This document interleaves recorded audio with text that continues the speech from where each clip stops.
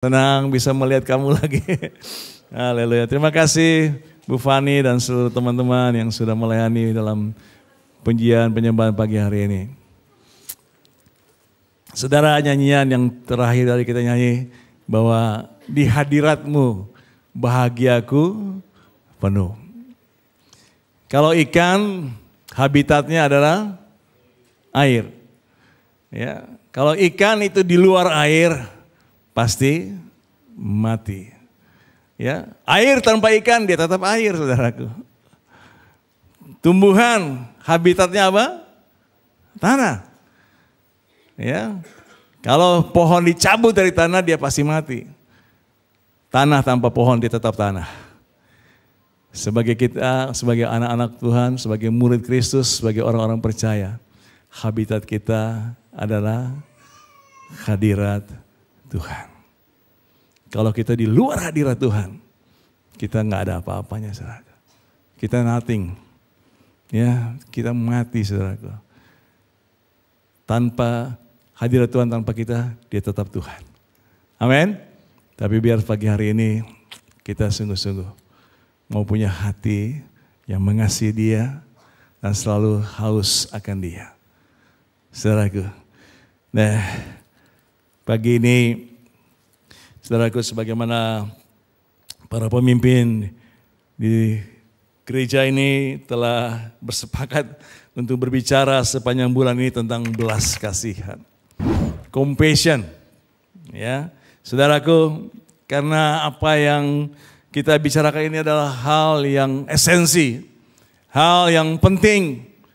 Kita sebagai murid Kristus, kita sebagai gerejanya, saudaraku, penting kita memiliki belas kasihan ini, saudaraku. Tanpa belas kasihan, apapun yang kita lakukan di dalam gereja ini, di dalam komsel, dimanapun kita lakukan, semua itu hanya sebuah acara. Ya. Mari kita mulai dari, saya ambil tema pagi ini, hati yang tergerak oleh belas kasihan. Sebelum mari kita bawa bersama-sama melihat dulu visi dan misi ini. Ya, saya mau selalu ingatkan Bapak Ibu Saudara.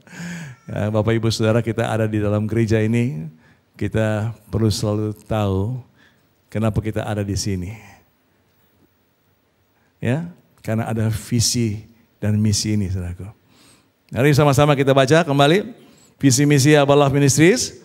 1, 2, 3. Jadi murid Kristus melalui komunitas sejati yang memancarkan gerakan kasih Bapa Surgawi untuk menghadirkan kerajaan Allah di dalam setiap bidang kehidupan. Jadi saudaraku, kita semua yang ada di tempat ini, kita adalah murid Kristus. Amin. Ya, walaupun mungkin Bapak Ibu Saudara ada yang dimuridkan oleh Pak Budi Setiawan, ya, oleh Pak Tommy, oleh Pak Lukito, tapi saudara, kita semua adalah murid Kristus. Tuhan memakai penatua, para pemimpin hanya untuk mendampingi, menolong, tapi Kristuslah yang menjadi pemurid saudara.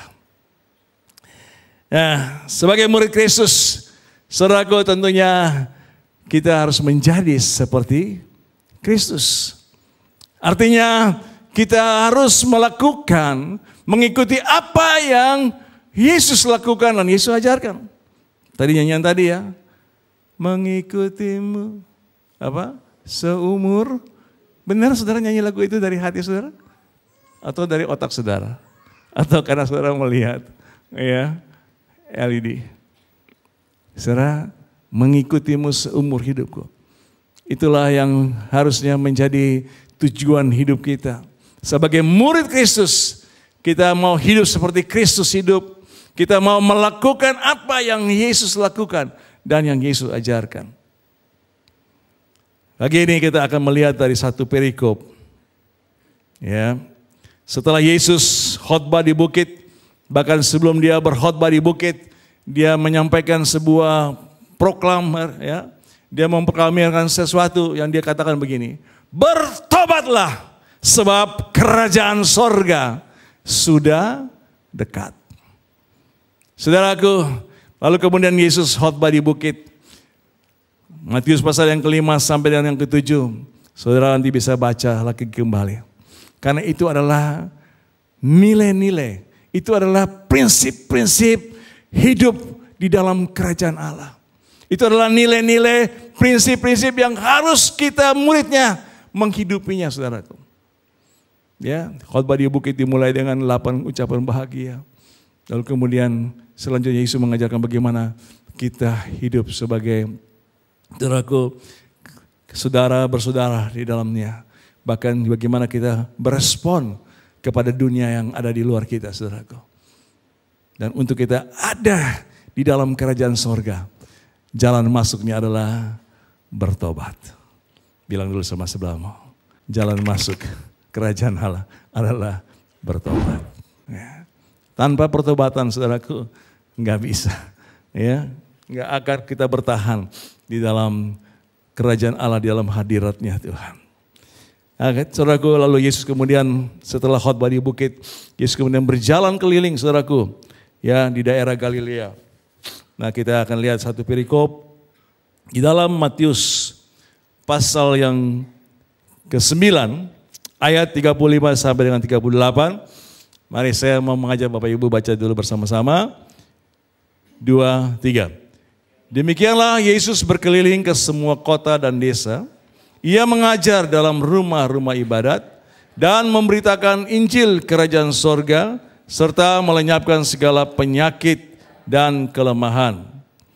Ayat 36, melihat orang banyak itu, tergeraklah hati Yesus oleh belas kasihan kepada mereka, karena mereka lelah dan terlantar, seperti domba yang tidak bergembala. Ayat 37, maka katanya kepada mereka, murid-muridnya, tuaian memang banyak, tetapi pekerja sedikit. 38, karena itu mintalah kepada Tuhan yang mempunyai tuaian, supaya ia mengirimkan pekerja-pekerja untuk tuaian itu. Sekali lagi saudaraku, sebagai murid Kristus, kita harus melakukan apa yang Yesus lakukan. Ya. Dalam konteks ayat ini dikatakan, demikianlah Yesus berkeliling ke semua kota dan desa. Saudaraku, ini mestinya harus menjadi misi kita bersama. Ya, kita bukan hanya ada di kota, tapi kita juga Tuhan mau pakai ke desa-desa, bahkan ke tempat-tempat terpencil di mana Injil belum pernah diberitakan. Ya, Yesus berkeliling saudaraku. Lalu kemudian dikatakan dia mengajar dalam rumah-rumah ibadat. Ya, Yesus mengajar, saudaraku. Kalau di dalam khotbah di bukit ditutup dengan kalimat begini, bahwa saudaraku, setelah Yesus mengakhiri perkataan itu, takjublah orang banyak itu mendengar pengajarannya, sebab ia mengajar mereka sebagai orang yang berkuasa. Ya, ada urapan Roh Kudus, ada kuasa, saudaraku, dalam perkataan Kristus. Tidak seperti ahli-ahli Taurat mereka. Saudaraku, kenapa? Karena Yesus mengajar bukan hanya dengan berkata-kata, tapi Yesus melakukan apa yang diajarkan. Kalau para ahli Taurat mengajar, tapi mereka enggak lakukan, saudaraku. Yesus mengajarkan tentang bagaimana mengasihi sesama. Saudaraku, Yesus membuktikan itu. Bagaimana dia mengasihi orang-orang yang berdosa. Bagaimana dia menerima orang-orang yang berdosa. Yesus mengajarkan tentang mengampuni orang yang bersalah. Dia melakukan itu, saudaraku. Di akhir hidupnya di kayu salib dia berkata, apa? Bapa, ampunilah mereka, sebab mereka tidak tahu apa yang mereka perbuat. Yesus mengajar dan dengan perbuatan. Ajar dan lakukan. Itulah juga saudaraku yang ditulis dalam kitab Kisah Rasul oleh Dr. Lukas. Apa yang Yesus ajarkan dan lakukan. Supaya kita sebagai murid-muridnya boleh melanjutkan semua apa yang Yesus telah lakukan. Sekarang kita sebagai murid-muridnya, kita lanjutkan saudara. Ya, mengajar, menyampaikan kasih, kebenaran, menyampaikan saudaraku apa yang menjadi prinsip-prinsip dalam kerajaan Allah. Dan kita menghidupinya saudaraku. Kita bukan hanya menyampaikan, tapi kita menghidupinya. Lalu dikatakan, dan memberitakan Injil kerajaan sorga atau kerajaan Allah. Saudaraku, hari-hari gini ada banyak orang yang memberitakan Injil yang lain. Injil kemakmuran. Ya, ikut Tuhan, kamu pasti diberkati. Saudaraku, Tuhan tidak selalu menyanyikan bahwa saudaraku, kalau kita ikut Dia, semua jalan itu baik aja, lurus aja. Amin. Tuhan tidak menjanjikan bahwa kalau kita ikut Dia, tidak ada saudaraku batu-batu, tidak ada duri-duri di perjalanan kita. Tapi Dia hanya janji, kalau kita percaya kepada Dia, Dia menyertai kita sampai ke dunia sama. Tapi Injil kemakmuran, datanglah, marilah, nikmatilah berkat Tuhan. Ya, itu Injil-Injil yang lain saudaraku. Ya, Injil kesuksesan. Ya, 36 langkah untuk sukses. Ya, saudara pernah dengar orang berkhotbah demikian? Ya, banyak saudaraku di YouTube. Ya, langkah-langkah untuk sukses. Saudara, kita percaya kalau kita di dalam Tuhan, Tuhan bisa memberkati kita dan kita bisa sukses dalam apa yang kita kerjakan. Amin. Ya memang ada banyak orang yang sukses karena dia berpikir dia pintar, dia bisa lakukan ini itu, saudaraku. Tapi saudaraku, kesuksesan yang sejati hanya bersama dengan Yesus. Ya, ada Injil lagi yang lain, saudaraku, Injil diri sendiri. Ya, itu khotbahnya untuk membawa orang ke dirinya. Saudaraku, Yesus mengkhotbahkan Injil kerajaan sorga. Injil kerajaan sorga yaitu Allah adalah Raja di atas segala raja. Amin. Dialah yang maha kuasa, Dia yang memerintah atas kita. Saudaraku, Injil kerajaan sorga, Yesus adalah jalan kebenaran dan hidup. Injil kerajaan sorga adalah bertobatlah, ya, karena kerajaan sorga sudah dekat. Jadi perlu saudaraku kita sama-sama perhatikan apa yang kita beritakan. Ya, baik saudaraku kalau kita melayani seseorang, kita mendoakan seseorang yang sakit misalnya, ya kita berkata, ya kamu percaya Tuhan, ya Tuhan bisa menyembuhkan engkau, itu baik saudaraku. Tetapi Tuhan mau supaya Injil sorga, kerajaan sorga itulah yang diberitakan. Yesus adalah Tuhan. Yesus adalah Raja di atas segala raja. Amin. Ya.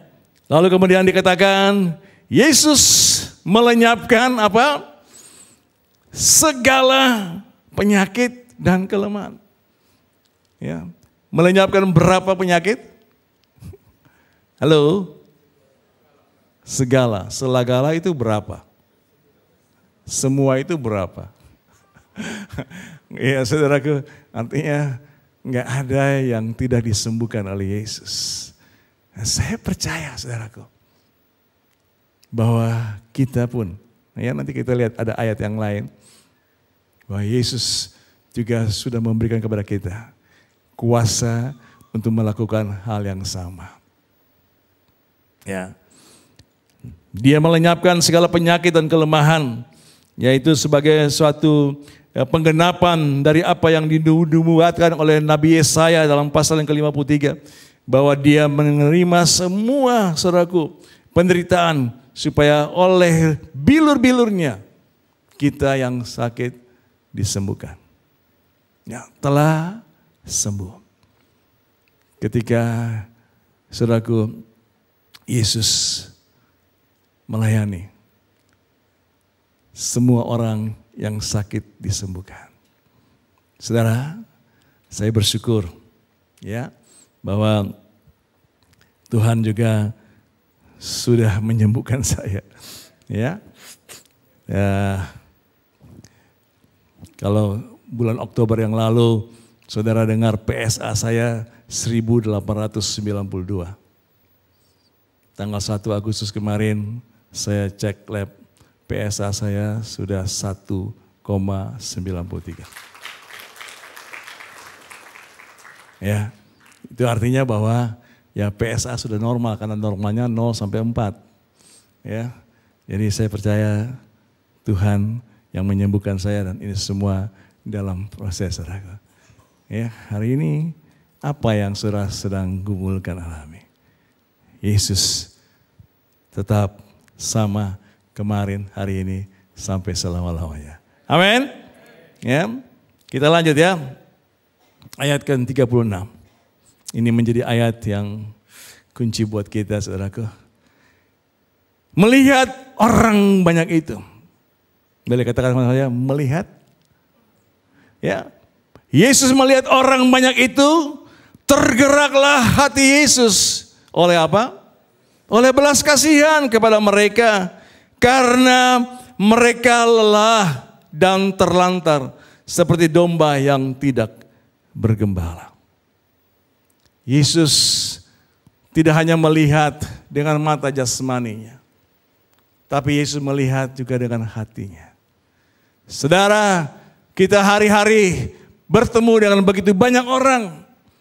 Kita melihat setiap hari ada banyak orang di sekeliling kita.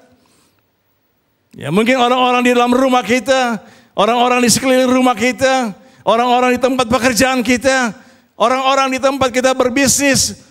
Saudaraku, dimanapun kita pergi sehari-hari, kita berjumpa dengan banyak orang.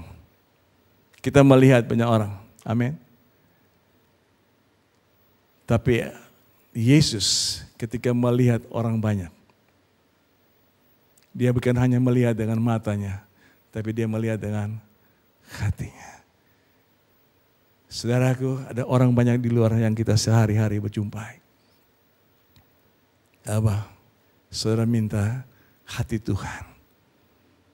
Sehingga ketika saudara melihat mereka, berjumpa dengan mereka, saudara tahu apa yang mereka perlukan.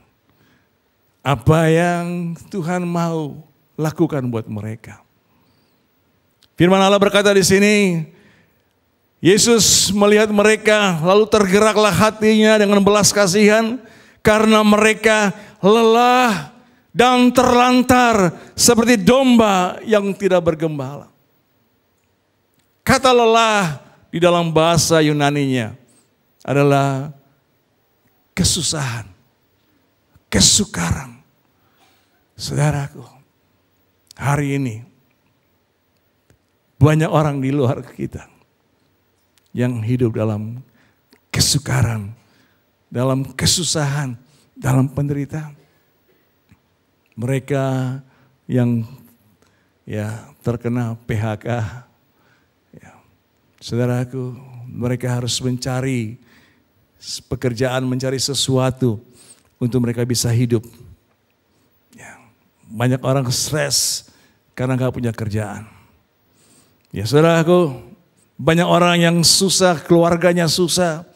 Bahkan ada banyak keluarga yang menderita oleh karena perceraian. Banyak keluarga yang menderita, saudaraku, ya, karena stres. Bahkan distres. Ya. Hari-hari ini begitu banyak orang yang ada di dalam punya masalah kejiwaan. Ya, saudara pernah dengar istilah ini? Orang dengan masalah kejiwaan, ya, ODMK. Pernah dengar istilah ini? Ya, orang dengan masalah kejiwaan. Ya, ODMK ini adalah orang-orang yang punya kecemasan. Apa ya? Cemas, ya, hidupnya nggak tenang. Ya. Dengar sesuatu yang nggak nyaman, dia cemas. Orang yang ODMK ini juga khawatir. Ada di sini yang khawatir? Nggak usah angkat tangan. Ya, kata Ibu Fani, banyak. Khawatir hari esok, khawatir nanti ya apa yang akan terjadi nanti kalau Iran dan Israel lanjutkan perang. Takut, trauma, kesepian, dan sebagainya. Itulah orang dengan masalah kejiwaan. Nah, orang-orang yang dengan masalah kejiwaan ini, kalau mereka tidak tertolong, ya, tidak ada yang menemani mereka, tidak ada yang menolong mereka, tidak ada yang menguatkan mereka, tidak ada yang menghibur mereka, mereka akan menjadi orang dengan gangguan jiwa. Ya. Schizophrenia itu salah satunya, saudaraku. Karena dia kesepian, loneliness, sendirian. Sehingga dia banyak mendengar suara-suara yang lain. Dan dia tidak bisa mengerti bagaimana dia mengelola suara-suara itu, saudaraku. Schizophrenia yang berujung nanti akhirnya menjadi gila, saudaraku. Ada banyak orang yang hari ini seperti itu, saudaraku. Ya. Yesus melihat mereka dengan belas kasihan. Adakah mungkin saudaraku di teman di kantormu atau tetanggamu atau juga orang di rumahmu, saudaraku, yang hari ini ada dalam masalah kejiwaan. Mereka lelah. Ya. Kemudian dikatakan mereka lelah dan terlantar seperti domba yang tidak bergembala. Ya, gembala di sini adalah gambaran dari seorang yang melayani atau memimpin mereka. Terlantar di dalam bahasa Yunani-nya juga itu artinya mereka tertolak. Ya, mereka tidak diperhatikan, mereka tidak diperdulikan, saudaraku. Mereka tidak punya harapan, tidak punya tujuan hidup. Yesus melihat mereka dengan hati yang penuh belas kasihan.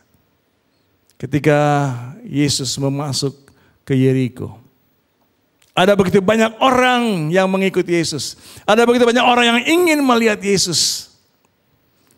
Tapi mata Yesus tertuju kepada seseorang yang ada di atas pohon.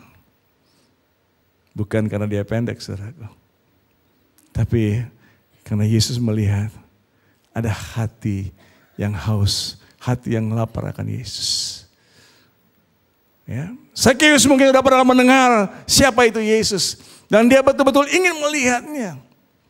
Maka di hari itu, Yesus melihat dia dengan belas kasihan. Yesus berkata, turunlah. Hari ini aku harus menumpang di rumahmu. Dan hari itu, Zakheus dan seisi rumahnya diselamatkan. Bahkan sahabat-sahabatnya sesama pemungut cukai, saudaraku pun juga, saudaraku bisa mendengar apa yang Yesus ajarkan. Dan salah satu dari para pemungut cukai ini mengikut Yesus. Dia yang menuliskan Injil ini, saudaraku. Matius, pemungut cukai. Ya, pemungut cukai itu orang-orang yang tertolak. Mereka ditolak dari masyarakat Yahudi, ya, terutama para ahli Taurat, para orang Farisi, karena dianggap ini orang-orang jahat, saudaraku. Ya, mungkin mereka, saudaraku, di dalam melakukan pekerjaan mereka melakukan ya di luar ya batas, di luar aturan. Saudaraku, tapi Tuhan melihat mereka karena Tuhan mau mereka juga diselamatkan. Ya. Perempuan yang berzina ketika dibawa kepada Yesus. Karena mereka berharap Yesus memberikan ya penghukuman atau penghakiman. Tapi saudaraku, Yesus bertanya, siapa yang tidak berdosa? Lemparkan batu lebih dulu. Dan tidak ada seorang pun yang berani melemparkan batu.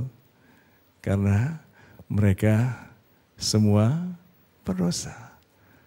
Dan yang mundur atau yang pergi pertama kali adalah katanya mulai dari yang tua. Ya bukan banyak apa-apa, banyak orang tua banyak dosanya, bukan, saudara. Ya, tapi saudaraku, Tuhan mau kita tidak menghakimi. Saya bertobat, saudaraku. Karena ternyata saya juga masih kadang ya nggak bisa terima ya dengan kejadian-kejadian. Ya kan dalam beberapa waktu ini kan banyak ya saudara-saudara kita sedang retreat, dihancurin rumahnya tempat retreatnya, ada rumah ibadah, bukan rumah ibadah kali ya, rumah tinggal atau apalah yang di Padang kemarin tuh. Wah saudaraku, hati saya panas. Ya, ingin marah saudaraku. Ya. Jadi tapi Tuhan ingatkan, mereka juga adalah domba-domba yang tidak berkembang. Mereka melakukan itu karena mereka nggak tahu saudaraku. Mereka mungkin punya ajaran yang berbeda dengan kita. Ya. Dalam menyikapi orang-orang yang tidak sepengajaran dengan mereka. Saudaraku, tapi Tuhan mencintai mereka. Dan Tuhan ingatkan saya, berdoalah buat mereka. Mungkin kita nggak bisa pergi ke sana, saudara, tapi Tuhan bisa pakai orang lain untuk melayani mereka. Ya, ketika ya perang Israel sama Iran, ya, saudaraku seru kan?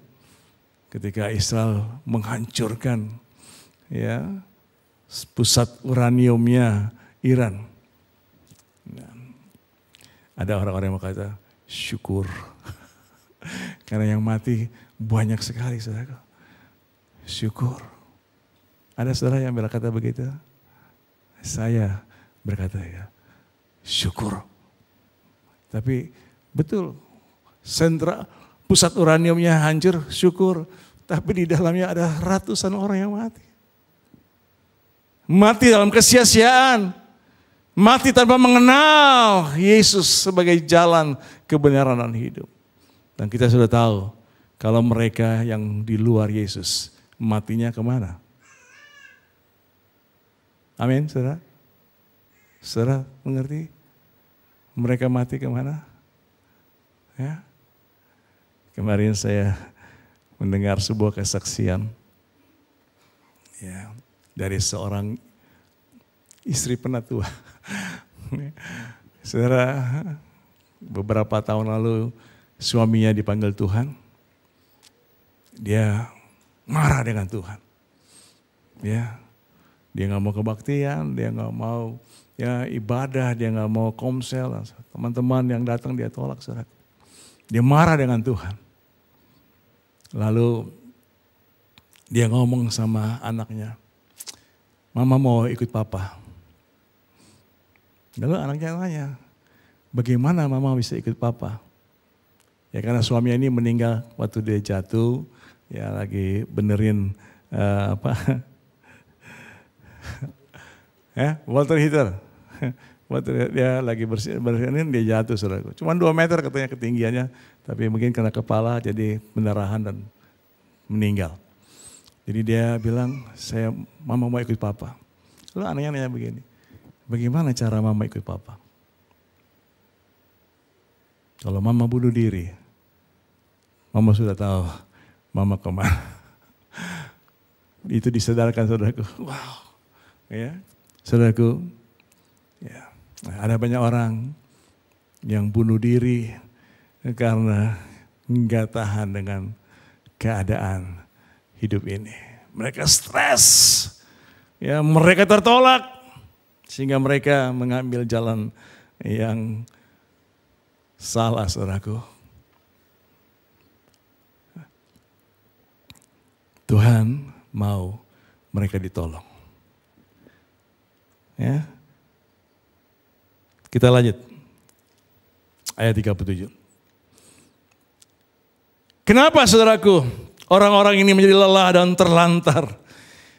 Maka katanya kepada murid-muridnya, tuaian memang banyak, tetapi pekerja sedikit. Tuaian jiwa-jiwa Di luar sana banyak saudaraku yang sudah siap untuk dituai, yang sudah siap untuk dijangkau, yang sudah siap untuk diselamatkan. Tetapi tidak ada atau tidak banyak murid-murid Yesus yang mau melakukan itu. Masalah bukan pada tuaian, tapi masalahnya adalah pekerja. Bukan pekerja sedikit, ya kata sedikit itu bukan jumlah, ya, tapi maksudnya sedikit pekerja yang punya hati yang berbelas kasihan. Termasuk saya, saudara. Ketika saya menyiapkan ini, Tuhan tanya, kapan terakhir kamu mendoakan bangsa ini, mendoakan seseorang dengan hati yang penuh belas kasihan? Saya hampir tiap hari doain orang sakit, ya orang yang berulang tahun. Tapi Tuhan nanya, kapan terakhir kamu berdoa dengan hati yang penuh belas kasihan untuk bangsa ini? Untuk orang-orang yang ada di dalam kesusahan dan kesukaran.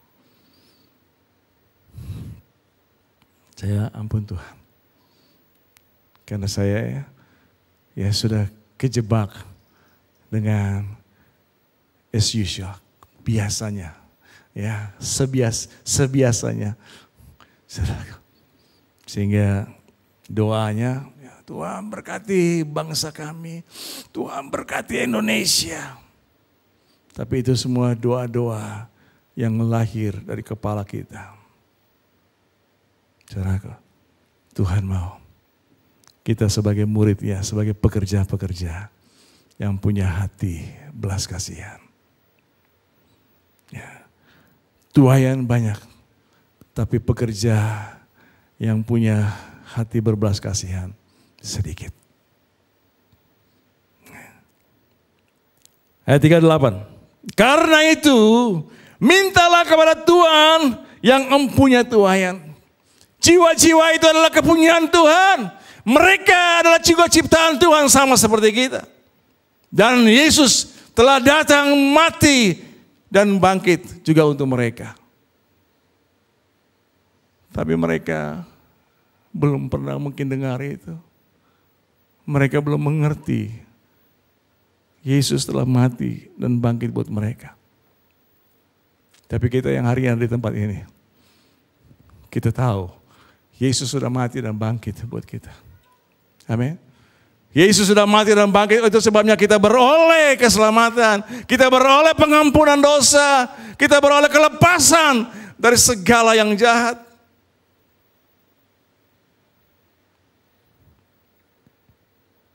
Karena itu, mintalah kepada Tuhan yang mempunyai tuaian, supaya Ia mengirimkan pekerja-pekerja untuk tuaian itu. Berdoa, saudaraku.